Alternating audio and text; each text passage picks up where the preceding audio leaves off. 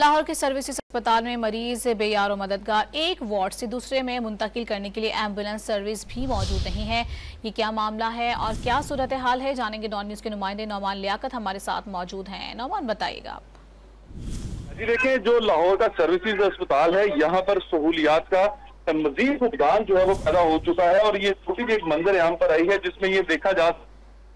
एक वार्ड से मरीज को दूसरे वार्ड में मुंतकिल करने के लिए एम्बुलेंस ही मौजूद नहीं है और मरीज को सड़क पर ट्रैफिक की रवानी में मुंतकिल करने की जो वीडियो है वो भी मंजर यहाँ पर आई है। फुटेज में देखा जा सकता है कि मरीज को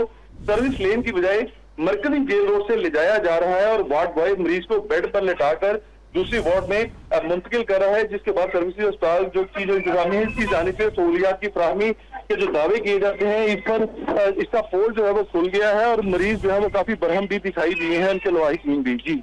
बहुत शुक्रिया आपका तफसीलात से आगाह करने के लिए।